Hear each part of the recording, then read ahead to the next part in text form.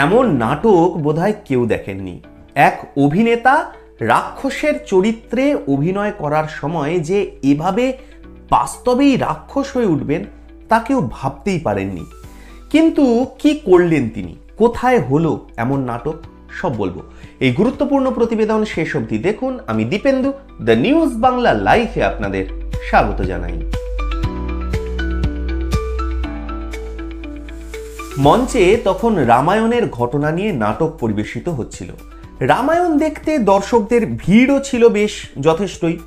অভিনেতারা সবাই চরিত্রগুলো ফুটিয়ে তোলার আপ্রাণ চেষ্টা করছিলেন। সেই রামায়ণ নাটকে এক মধ্যবয়সী অভিনেতা রাক্ষসের চরিত্রে অভিনয় করছিলেন। মঞ্চে রাক্ষসের চরিত্রে অভিনয় বহুবার দেখেছেন বহু মানুষ এবং বহুবার বহু অভিনেতা অভিনয়ও করেছেন, কিন্তু এমন রাক্ষস চরিত্রে অভিনয় হয়তো কেউ কোনোদিন দেখেননি। ওড়িশার গঞ্জাম জেলার রালাব গ্রামে হওয়া ওই নাটকে রাক্ষসের চরিত্র ফুটিয়ে তুলতে মঞ্চে অভিনয়ের সময়ই একটা জ্যান্ত শূকরের পেট চিরে ফেলেন ওই অভিনেতা। প্রাণ যায় সেই শূকরের।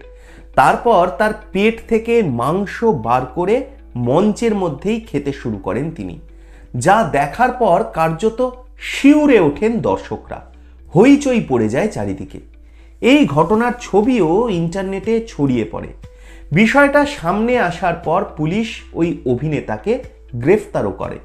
গ্রেফতার করা হয় ওই নাটকের উদ্যোক্তা এক ব্যক্তিকেও। বিষয়টা নিয়ে গোটা উড়িষ্যা জুড়ে সমালোচনার ঝড় উঠে গেছে। উড়িষ্যা বিধানসভাতেও এই ঘটনার তীব্র নিন্দা করা হয়। গ্রেফতার হওয়া অভিনেতা ও নাটকের উদ্যোক্তার বিরুদ্ধে প্রাণীদের প্রতি নিষ্ঠুরতা ও প্রাণী সুরক্ষা আইনের আওতায় মামলা দায়ের করা হয়েছে। নিছক দর্শকদের আকর্ষিত করতে গিয়ে এমন এক ভয়ঙ্কর ঘটনার আশ্রয় নেওয়ার জন্য সমাজের সব মহলেই ধিক্কারের মুখে পড়েছেন রাক্ষসের ভূমিকায় অভিনয় করতে গিয়ে মঞ্চেই শূকরের মাংস খেয়ে নেওয়া ওই অভিনেতা এবং ওই নাটকের উদ্যোক্তারা। এটাকে কি আসলেই মেথড অ্যাক্টিং বলা যায়? আপনারা কি বলেন? আপনাদের মূল্যবান এবং গুরুত্বপূর্ণ মতামত জানান দ্য নিউজ বাংলা লাইভের কমেন্ট সেকশনে। আর দেখতে থাকুন দ্য নিউজ বাংলা লাইভ। দুর্নীতি রাজনীতির বাইরে এই ধরনের সব খবর জানতে চোখ রাখুন কেবলমাত্র দ্য নিউজ বাংলা লাইভে।